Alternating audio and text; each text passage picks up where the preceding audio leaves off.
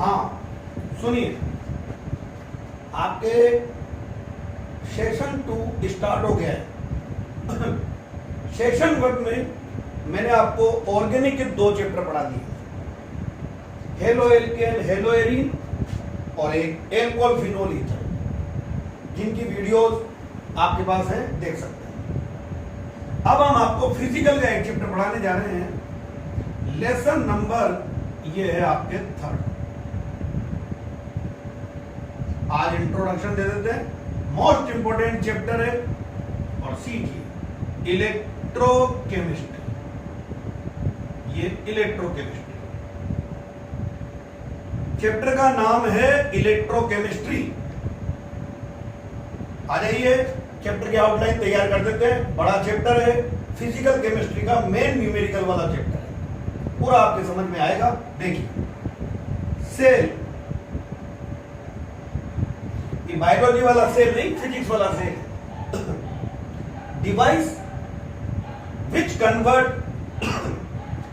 Electrical energy into chemical energy और chemical energy into electrical energy is called cell. Device which convert electrical energy into chemical energy और OR chemical energy into electrical energy, दोनों करें, is called cell. अब इसके base पर cell आपके 2 type के हो गए, दोनों आपको समझा देते हैं, फिर दोनों में आपको हम डिफरेंस बता देंगे। पहला आता है आपके पास में electrolytic cell. Electrolytic cell, electrolytic cell जो आप बहुत छोटी क्लास से 7th 8th से पढ़ते हो, वो आपको बताया। हम लेते हैं इलेक्ट्रोलाइसिस ऑफ मोल्टन। मोल्टन का मतलब होता है पिघला हुआ, फ्यूज्ड भी बोल सकते हो आप, fused NaCl। Electrolysis of molten और फ्यूज्ड NaCl। देखते हैं, ये हमने एक कंटेनर लिया, इस कंटेनर में आपके पास में आपने मोल्टन पिघला हुआ, ये इसमें आपने मोल्टन और फ्यूज्ड NaCl ले लिया। ये NaCl, मोल्टन NaCl पिघला हुआ, एक्वस सॉल्यूशन नहीं लेना है, molten NaCl, aqueous solution of NaCl, ये आपने इसके अंदर में ले लिया। 2 इलेक्ट्रोड आपने इसके अंदर में लगाए, ये इलेक्ट्रोड, एक इलेक्ट्रोड तो ये रहा और दूसरा इलेक्ट्रोड ये रहा। ये इलेक्ट्रोड आपने इसमें लगा दिया, इलेक्ट्रोड, दोनों इलेक्ट्रोड को कनेक्टिंग वायर, और ये आपने इसको बैटरी से कनेक्ट कर दिया, ये प्लस और ये minus. Battery is the source of electricity, that mean electrical energy जा रही है। और देखते हैं क्या केमिकल एनर्जी प्रोड्यूस होती है आपके पास। बैटरी के प्लस वाले से जो अटैच हो रहा है वो होगा एनोड, ये पॉजिटिव इलेक्ट्रोड होगा, और बैटरी के नेगेटिव वाले से जो अटैच हो रहा है वो होगा कैथोड, ये negative terminal. On passing electricity redox reaction occur. सबसे पहले NaCl जो है वो डिसोसिएट होगा, देखते जाइए, Na plus and Cl minus. पहले डिसोसिएट होगा Na plus and Cl minus. आ जाइए, at cathode, cathode negative terminal है, कैथोड पर हमारे होगा रिडक्शन। हर बच्चा याद कर ले, कैथोड पर हमेशा हमेशा होता है रिडक्शन, कैथोड पर हमेशा रिडक्शन होगा। तो कैथोड पर रिडक्शन होगा, देखिए कैसे, Na प्लस कैटायन, इस पर पॉजिटिव चार्ज है तो ये नेगेटिव इलेक्ट्रोड पर जाएगा, कैटायन मूव टुवर्ड कैथोड और ये यहां जाकर के इलेक्ट्रॉन लेगा, और इलेक्ट्रॉन लेकर के ये बन जाएगा Na। तो सोडियम डिपॉजिट एट कैथोड, ये sodium deposit at cathode, sodium जो है वो कैथोड पर पे डिपॉजिट हो जाएगा, ये डिपॉजिट। ऑक्सीडेशन स्टेट देख रहे हो, +1 से जा रहा है 0 पर। डिक्रीज इन ऑक्सीडेशन नंबर, तो आपको पता है डिक्रीज इन ऑक्सीडेशन नंबर को, डिक्रीज इन ऑक्सीडेशन नंबर, और डिक्रीज इन ऑक्सीडेशन नंबर को क्या बोलेंगे हम? रिडक्शन। रिडक्शन हो रहा। आ जाइए 8 anode, 8 anode, anode positive terminal है यहां पर, और एनोड पर हमेशा याद रख लीजिए आप लोग ऑक्सीडेशन होगा, ये ऑक्सीडेशन। Cl माइनस, ये Cl minus move toward anode, Cl minus anion move toward anode, ये जाकर के बनेगा Cl और ये दे देगा आपको electron. Donation of electron is called oxidation. ऐसे क्लोरीन एटम आपस में कंबाइन करेंगे और कंबाइन करके बनाएंगे क्लोरीन गैस। ये क्लोरीन गैस यहां पर पे इवॉल्व होने लग जाएगी एनोड। कंक्लूजन आया, 8th बेन में पड़ा हुआ है, सोडियम यहां पे रिड्यूस हो रहा है, Na+ reduce at cathode and chlorine oxidise at anode. अब देखा इसके 6 पॉइंट आप देख लो, 4, 5, 6 जो भी पॉइंट है, फिर आपका अगला सेल आ जाएगा। तो पहला सेल मैं आपको बढ़ा रहा हूं, पहले सेल बता दिया मैंने आपको। Device which convert electrical energy into chemical energy और chemical energy into electrical energy. इसके बेस पर पे आपके सेल 2 तरह के हो गए। पहला सेल चल रहा है इलेक्ट्रोलाइटिक सेल, और दूसरा सेल आपके अभी आएगा, पर पहले इसके पॉइंट देखते हैं। तो आप लोग सब बच्चे 6 पॉइंट इसके याद कीजिए। पहला नंबर 1 इलेक्ट्रोलाइटिक सेल का, जो आपको डिफरेंस में लिखाऊंगा मैं, आपको लिखना पड़ेगा यहां से देख के। पहला पॉइंट यहां से, cell which convert electrical energy into chemical energy. Sodium और क्लोरीन दोनों केमिकल, और सबको पता है केमिकल में क्या होती है? Chemical energy. केमिकल्स में एनर्जी होती है, उन्हें केमिकल एनर्जी बोलते हैं। तो इलेक्ट्रिकल एनर्जी से केमिकल्स प्रोड्यूस हुए, sodium at cathode, chlorine at anode. तो आपके पास में पहला हुआ यहां पर cell which convert electrical energy into chemical energy.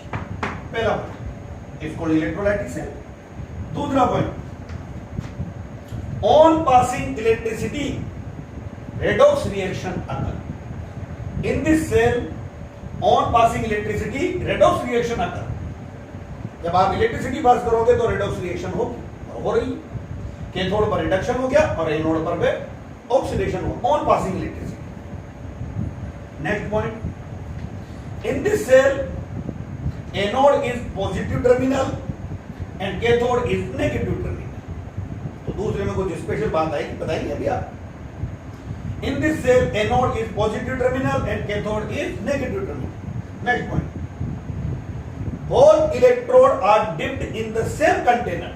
Both electrodes are dipped in the same container। Same container में। Next point, both electrodes are dipped in same container। Next point, there is no need of salt bridge to maintain ionic neutrality। या salt bridge की आपको कोई जरूरत नहीं। 11th में सुना आपने salt bridge। There is no need of salt bridge to maintain ionic neutrality। Next, with the passage of time, concentration of electrolyte decrease। क्योंकि आपको पता है Na कैथोड पर गया, Cl माइनस एनोड पर गया, तो यहां पे इलेक्ट्रोलाइट जो है, ये इलेक्ट्रोलाइट उसकी कंसंट्रेशन डिक्रीज होगी। ये 6 पॉइंट हुए आपके इलेक्ट्रोलाइटिक सेल के, और ये 6 पॉइंट हम अगले वाले सेल के रख देंगे, दोनों में डिफरेंस हो जाएगा, और फिर दोनों के बारे में आपके थ्योरीज पढ़ेंगे, और यही इसी चैप्टर में आपके। तो पहला इलेक्ट्रोलाइटिक सेल हो चुका है। अब अगला आ जाइए आप लोग, उसको बता देंगे। ये इलेक्ट्रोलाइटिक सेल जिसके 6 पॉइंट मैंने आपको बता दिए। Electrical energy convert into chemical energy. तो अगला सेल आता है आपके पास में इलेक्ट्रोकेमिकल सेल। इलेक्ट्रोकेमिकल सेल, और पूरी बुक में लिखा हुआ है गैल्वेनिक सेल और वोल्टेइक सेल, और सबसे पहले इसका लेआउट डेनियल ने बनाया था, तो डेनियल सेल। देखिए इतने सारे इनके नाम हैं। इलेक्ट्रोकेमिकल सेल, गैल्वेनिक, क्योंकि गैल्वेनिक ने बनाया और वोल्टा साथ में था, सी वोल्टा, तो गैल्वेनिक सेल, वोल्टेज सेल, और सबसे पहले इसका लेआउट जो डायग्राम आएगा डेनियल, तो डेनियल सेल भी बोलते हैं। इतने इनके नाम हैं। ये दो साइंटिस्ट के दिमाग में एक बात आई, और क्या बात आई सुन लो। इन्होंने सोचा कि जब हम इलेक्ट्रिसिटी पास कर रहे हैं, ध्यान लगाना पूरा फिजिकल केमिस्ट्री का चैप्टर है, तभी आपके समझ में आएगा। तो इन्होंने सोचा कि जब इलेक्ट्रिसिटी पास करी तो केमिकल रिएक्शन हुई, रेडॉक्स रिएक्शन हुई, तो इनके दिमाग में एक आया कि हम एक ऐसी डिवाइस बनाएं जिसमें अपने आप स्पॉन्टेनियस, हम कुछ नहीं कर रहे हो, अपने आप रेडॉक्स रिएक्शन हो रही हो, तो क्या इलेक्ट्रिसिटी जनरेट हो जाएगी। और ज्यादा दूर मत जाओ, आपका एग्जांपल ले लो पेंसिल सेल, जो आप वॉल क्लॉक में लगाते हो, आपके रिमोट कंट्रोल में लगाते हो, तो उनमें केमिकल्स भरे हुए हैं, और जैसे आप उसको सर्किट में अटैच करते हो तो वहां रेडॉक्स रिएक्शन होती है और उससे इलेक्ट्रिसिटी जनरेट होती है, उसी से आपका एपरेटस चलता है। सिमिलरली आपके आ जाओ हैंड वॉच, उसमें आप देखोगे बटन सेल लगते हैं, सब पढ़ेंगे इसी में हम आगे। ड्राई सेल पढ़ाएंगे आपको, वही ड्राई सेल का नाम जो है मैंने बताया पेंसिल सेल। बटन सेल जो वॉच में लगते हैं वो वाले। तो इन्होंने ऐसी डिवाइस बनाई, वो डिवाइस देख लोगे क्या था। इन्होंने क्या करा कि एक कंटेनर लिया, ये कंटेनर, ध्यान लगाना बाकी पूरा आपको समझाएंगे। एक और कंटेनर, दो कंटेनर पास पास, एक कंटेनर में इन्होंने फिल करा zinc sulphate solution. Zinc sulphate ये इसमें हो गया ZnSO4 सॉल्यूशन, और इसमें जिंक की ही रोड जो है वो लगा दी। ये जिंक रोड को इसमें डिप किया, ये जिंक रोड। पास वाले कंटेनर में कॉपर सल्फेट का सॉल्यूशन लिया, ये copper sulphate solution, CuSO4 solution. तो अपने आप अंडरस्टैंडिंग समझ गए। इसमें कॉपर रोड जो है वो डिप कर दी, ये copper rod dip, copper rod, that is metal rod is dipped in its own ion. Zinc Zn+2 के कॉन्टेक्ट में, Zn+2 दिख रहा है, कॉपर Cu+2 के कॉन्टेक्ट में। अभी दोनों आपस में रोड कॉन्टेक्ट में नहीं, और फिर इसने इनको कनेक्टिंग वायर की वोल्ट मीटर के थ्रू दोनों को अटैच कर दिया। बस अब आपको पता है क्या होने वाला है। आ जाओ, 10th में पढ़ के आए हो, 11th में नहीं 10th में। Zinc is more reactive than copper, तो जिंक ये रोड वायर के थ्रू कॉपर सल्फेट के कॉन्टेक्ट में आ रही।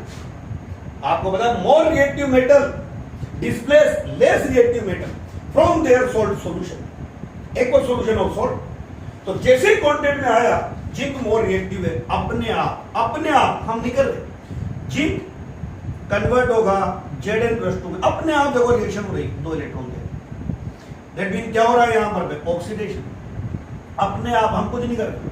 और जहां ऑक्सीडेशन होता है, मैंने अभी थोड़ी देर पहले बताया, उसे बोलेंगे एनोड। ये रोड पर पे सारे इलेक्ट्रॉन इकट्ठे हो गए। Zn+2 कहां आ रहा है? सॉल्यूशन में। ये इलेक्ट्रॉन यहां इकट्ठे हो गए उधर जाने के लिए दूसरे पर। Zn+2 सॉल्यूशन में, इलेक्ट्रॉन आ गए, और ये इलेक्ट्रॉन ये यहां से, ये 2 इलेक्ट्रॉन ये चले, इलेक्ट्रॉन जा रहा है, ये यहां पर पे पहुंच गए। जिंक ने इलेक्ट्रॉन किसके लिए डोनेट करे? Cu+2 के लिए। तो ये Cu+2 रोड के पास आकर के कलेक्ट हो जाएगी, क्योंकि इनको रिड्यूस होना है, copper less reactive than zinc. तो Cu+2 दोनों इलेक्ट्रॉन लेगा और Cu में कन्वर्ट हो जाएगा, कॉपर डिपॉजिट हो जाएगा। क्या हो रहा है बेटा यहां पर पे? रिडक्शन। और जहां रिडक्शन होगा उसको हम बोलेंगे केथोड। ये इलेक्ट्रोड तो बन गया एनोड, और ये इलेक्ट्रोड बन गया केथोड। आउटर सर्किट में किसका फ्लो हो रहा है? इलेक्ट्रॉन का। और फिजिक्स में पढ़ते हो, 10th में पढ़ा है, जिधर इलेक्ट्रॉन का फ्लो होता है उसके अपोजिट डायरेक्शन में कन्वेंशनल करंट का फ्लो होगा। करंट का फ्लो होते ही वोल्टमीटर में डिफ्लेक्शन आ जाएगी। तो देखो रेडॉक्स रिएक्शन हुई अपने आप, जिंक ऑक्सीडाइज हुआ, कॉपर रिड्यूस हुआ, तो रेडॉक्स रिएक्शन से क्या जनरेट हो रही है? इलेक्ट्रिसिटी। केमिकल्स से, आपके पेंसिल सेल में, बटन सेल जो घड़ियों में लगते हैं, केमिकल्स होते हैं, और उन केमिकल से आपके क्या प्रोड्यूस हो रही है? Electrical energy. तो ये करंट जो है वो प्रोड्यूस हो रही है। यहां देखोगे इलेक्ट्रोड पर इलेक्ट्रॉन डेंसिटी ज्यादा हो जाएगी उधर जाने के लिए। इलेक्ट्रॉन पर नेगेटिव चार्ज होता है तो यहां एनोड होगा नेगेटिव टर्मिनल। आज तक नहीं सुना, आज सुनो। In this cell anode is negative terminal. In this cell anode is negative terminal. Electron को लेने के लिए Cu+2 यहां पर क्या है? कॉपर। तो रोड पर में पॉजिटिव चार्ज आएगा तो कैथोड इज पॉजिटिव टर्मिनल। तो डिफरेंस अपने आप आ रहा है। अब यहां कंटिन्यू नीचे Zn+2 आयन आ रहे हैं, Zn+2 आ रहे हैं, तो यहां पॉजिटिव आयन की कंसंट्रेशन ज्यादा हो जाएगी, और यहां से कॉपर आयन ऊपर जा रहे हैं तो कॉपर आयन की कंसंट्रेशन कम हो जाएगी। तो टू मेंटेन आयनिक न्यूट्रलिटी एक इसमें यू शेप ट्यूब लगाई जाती है। ये यू शेप,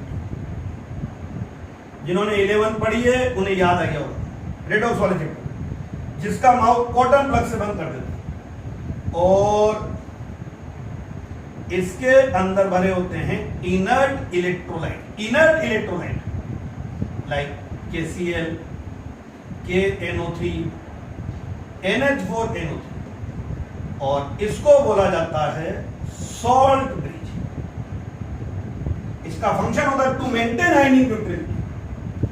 या Zn+2 को न्यूट्रल करने के लिए ये अपने एनायन ये एनायन जो दिख रहा है ये इधर डाल देता है, तो पॉजिटिव आयन न्यूट्रल हो गया।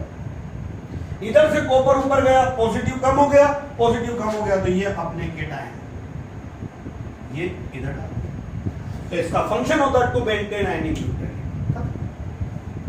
बोलो क्या हो रहा है इसका पहला पॉइंट में, अगर आप गौर कर रहे हो। Cell which convert chemical energy into electrical energy। chemical energy से electrical energy। electricity generate by redox reaction। वहां उल्टा हो रहा था। on passing electricity redox reaction occur, यहाँ electricity generate by redox reaction। anode negative terminal, cathode positive terminal। both electrode are dipped in separate container, अलग अलग।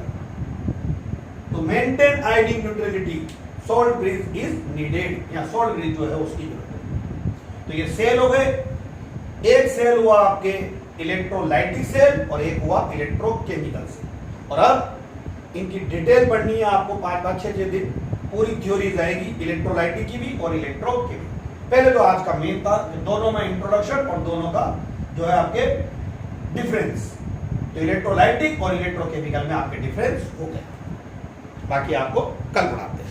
Okay.